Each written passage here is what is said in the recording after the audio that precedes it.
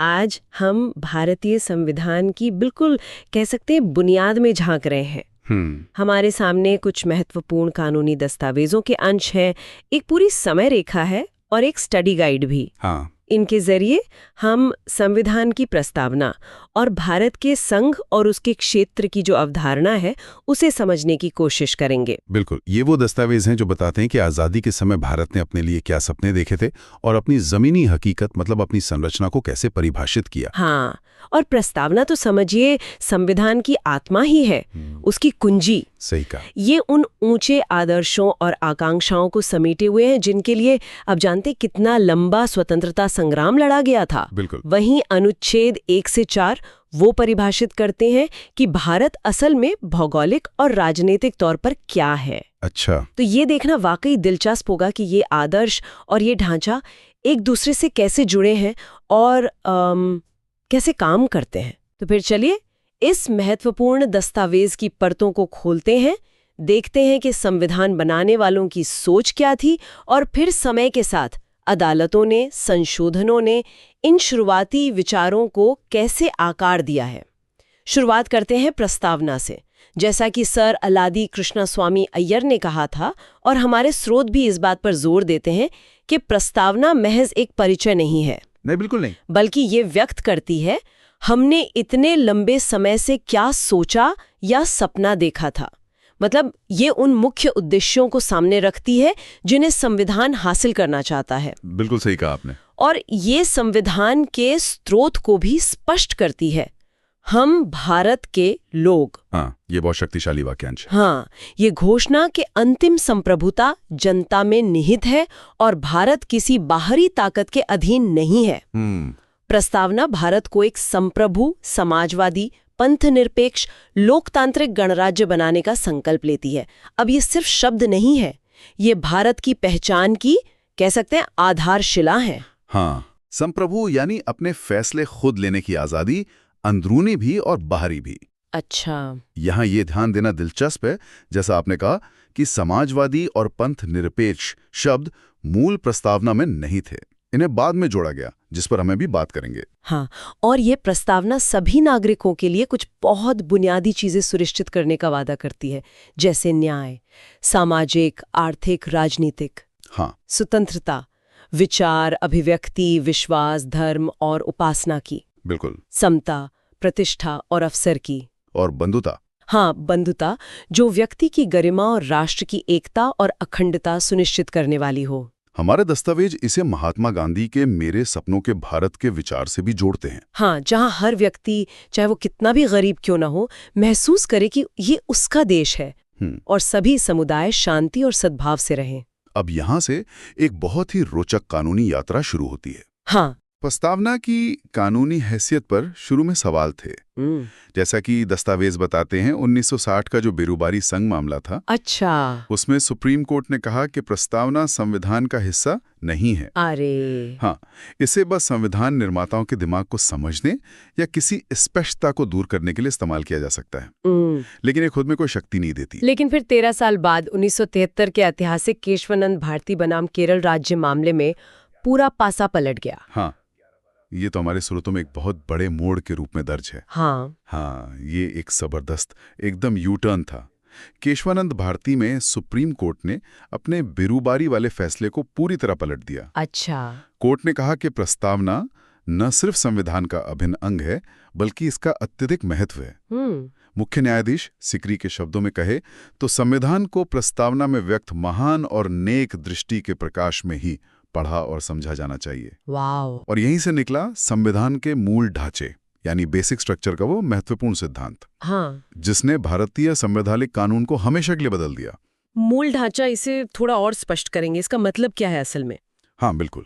इसका मतलब है कि संविधान के कुछ ऐसे बुनियादी सिद्धांत और विशेषताएं हैं, जैसे लोकतंत्र, पंथनिरपेक्षता, संघवाद, कानून का शासन वगैरह, जिनमें से कई प्रस्तावना में भी झलकते हैं, जिन्हें संसद अपनी संशोधन करने की शक्ति जो अनुच्छेद 368 में दी गई है का इस्तेमाल करके भी बदल या नष्ट नहीं कर सकती। अच्छा, यानी एक लक्ष्मण रेखा खींच दी गई। हाँ, कह सकते हैं। मतलब संसद संविधान में संशोधन तो कर सकती है, पर उसकी नींव को, उसकी बुनियाद को नहीं हिला सकती। और ये सिद्धांत प्रस्तावना के महत्व को और भी बढ़ा देता है। तो क्या केशवानंद मामले में ये तय हो गया था कि प्रस्तावना में संशोधन हो सकता है या नहीं? कुछ कंफ्यूजन था इस पर। हाँ, इस पर जजों में पूरी सहमति नहीं थी, जैसा हमारे स्रोत भी बताते हैं। अच्छा। बहुमत का विचार तो यही था कि प्रस्तावना के उन हिस्सों में संशोधन नहीं किया जा सकता जो मूल ढांचे का हिस्सा हैं। ठीक है। हालांकि इस बात पर थोड़ा मतभेद था कि क्या प्रस्तावना के अन्य हिस्सों में संशोधन हो सकता है, लेकिन ज्यादातर जजों का झुकाव इसी तरफ था कि मूल ढांचे वाले तत्वों को छुआ नहीं जा सकता। और इसी पृष्ठभूमि में फिर 1976 में 42वां संविधान संशोधन आया। हाँ, जिसने प्रस्तावना में समाजवादी, पंथ निरपेक्ष और अखंडता शब्द जोड़े। आपने पहले इशारा किया था कि ये शब्द मूल प्रस्तावना में नहीं थे। तो क्या ये बिल्कुल नए विचार थे जो डाल दिए गए? नहीं, ऐसा नहीं है। जैसा कि दस्तावेज बताते हैं, ये अवधारणाएं, खासकर समाजवाद और पंथ निरपेक्षता के जो तत्व हैं, हाँ, वो पहले से ही संविधान के दूसरे हिस्सों में, जैसे मौलिक अधिकारों में, राज्य के नीति निर्देशक सिद्धांतों में मौजूद थे। अच्छा, तो पहले से ही थे। हाँ, 42वें संशोधन ने इन्हें स्पष्ट रूप से प्रस्तावना में शामिल करके इन पर जोर दिया, इनको हाईलाइट किया। समाजवादी शब्द भारत के लोकतांत्रिक समाजवाद को दर्शाता है। मतलब एक कल्याणकारी राज्य का लक्ष्य जहां असमानता कम हो, पर जो साम्यवादी मॉडल से अलग हो। ठीक है। पंथ निरपेक्ष का मतलब है कि राज्य का अपना कोई धर्म नहीं होगा। हाँ। वो सभी धर्मों का समान आदर करेगा और सबको अपने धर्म के पालन की स्वतंत्रता देगा। बल्कि सेंट जेवियर्स कॉलेज मामले 1974 में कोर्ट ने भी कहा था कि भले ही ये शब्द पहले प्रस्तावना में नहीं थे, संविधान निर्माता एक धर्मनिरपेक्ष राज्य ही बनाना चाहते थे। अच्छा। और अखंडता शब्द जोड़ा गया राष्ट्र की एकता पर बल देने और कह सकते हैं अलगाववादी ताकतों को हतोत्साहित करने के लिए। तो कुल मिलाकर प्रस्तावना महज खूबसूरत शब्दों का संग्रह नहीं है, बल्कि एक जीवित दस्तावेज है, एक पूरा दर्शन है। बिल्कुल। इसकी कानूनी अहमियत समय के साथ बढ़ी है और ये संविधान की व्याख्या के लिए एक तरह से ध्रुव तारे की तरह काम करती है। सही कहा। अब अगर ये संविधान की आत्मा है तो इसका शरीर कैसा है? चलिए संविधान के पहले भाग पर आते हैं, संघ और उसका क्षेत्र, यानी अनुच्छेद 1 से 4। हाँ। अनुच्छेद 1 कहता है इंडिया अर्थात भारत राज्यों का संघ होगा। यहाँ संघ यूनियन शब्द इस्तेमाल हुआ है, परिसंघ फेडरेशन क्यों नहीं? डॉक्टर अंबेडकर ने इस पर काफी जोर दिया था, जैसा हमारे स्रोत बताते हैं। हाँ, डॉक्टर B.R. अंबेडकर ने संविधान सभा में इसे बहुत स्पष्ट किया था। उन्होंने कहा कि संघ शब्द दो बातें साफ करता है। क्या? पहली, कि भारतीय संघ अमेरिकी मॉडल की तरह राज्यों के बीच किसी समझौते का नतीजा नहीं है, जहाँ पहले स्वतंत्र राज्य थे और वो साथ मिलकर एक फेडरेशन बनाते हैं। अच्छा। भारत में देश पहले है, जिसे प्रशासनिक सुविधा के लिए राज्यों में बांटा गया है। दूसरी, और इसी वजह से किसी भी राज्य को इस संघ से अलग होने का अधिकार नहीं है। बिल्कुल नहीं। ये संघ अविनाशी है, भले ही राज्यों की सीमाओं को बदला जा सकता है, देश एक अटूट इकाई है। ये सीधे तौर पर प्रस्तावना के राष्ट्र की एकता और अखंडता के आदर्श से जुड़ता है। और अनुच्छेद 1 के अनुसार भारत के क्षेत्र में क्या-क्या शामिल है? मतलब कौन-कौन से इलाके? इसमें 3 तरह के क्षेत्र आते हैं। पहला, राज्यों के क्षेत्र, जैसे उत्तर प्रदेश, महाराष्ट्र वगैरह। ठीक। दूसरा, केंद्र शासित प्रदेश यानी यूनियन टेरिटरीज, जैसे दिल्ली, अंडमान निकोबार द्वीप समूह, जो सीधे केंद्र सरकार के प्रशासन के अधीन होते हैं। हाँ।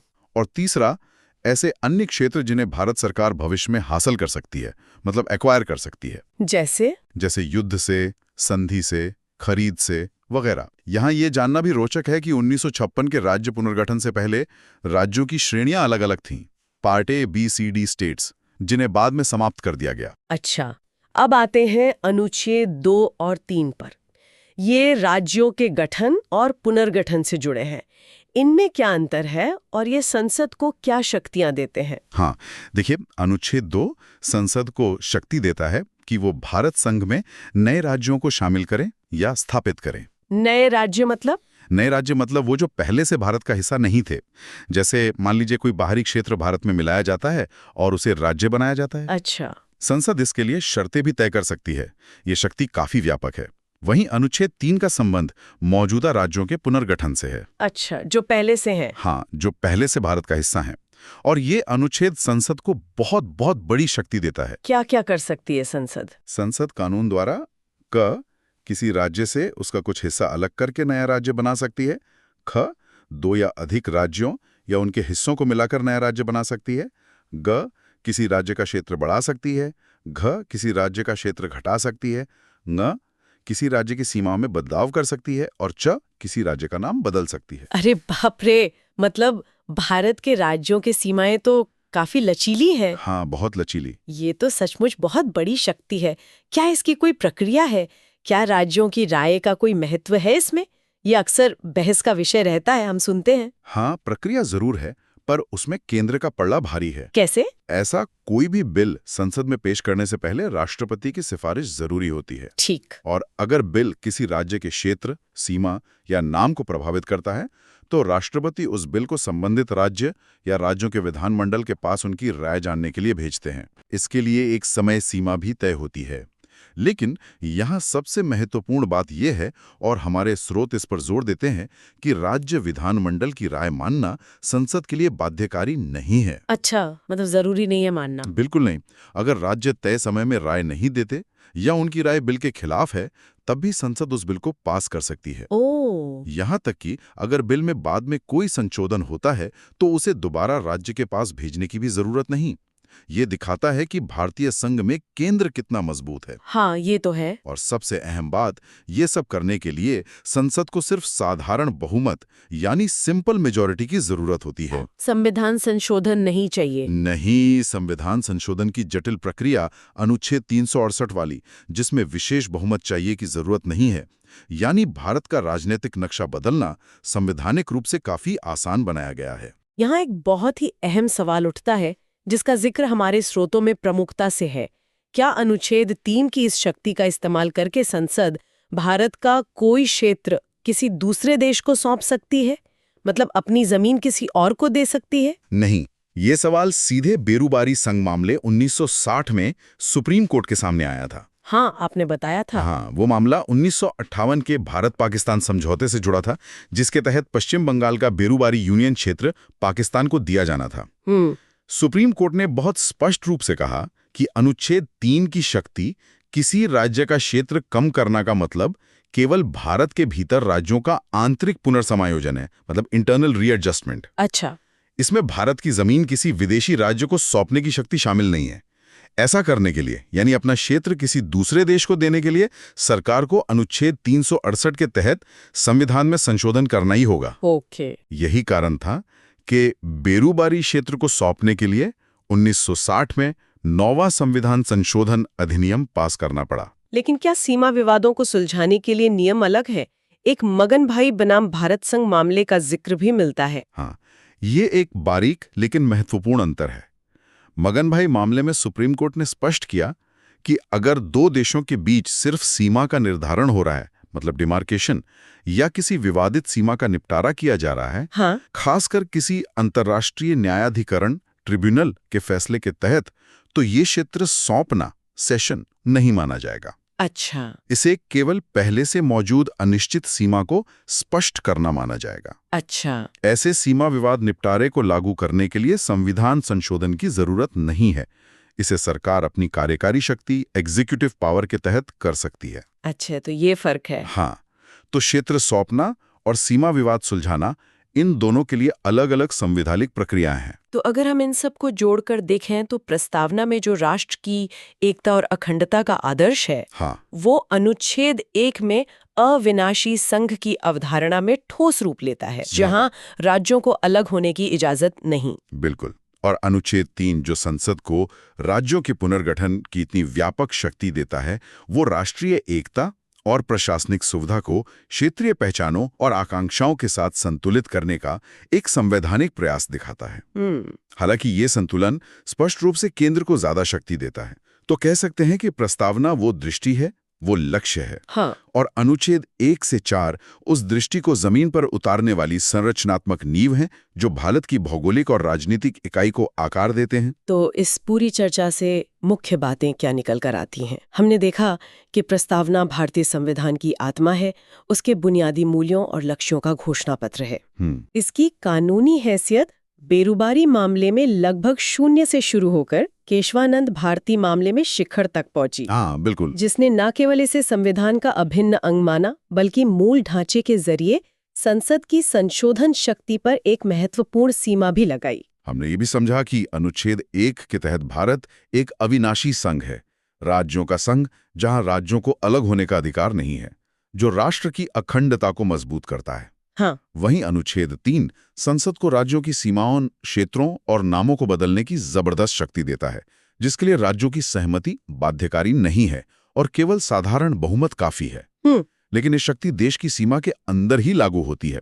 अपना क्षेत्र किसी दूसरे देश को सौंपने के लिए अनुच्छेद 368 के तहत संविधान संशोधन अनिवार्य है। और अंत में एक विचार छोड़ जाते हैं।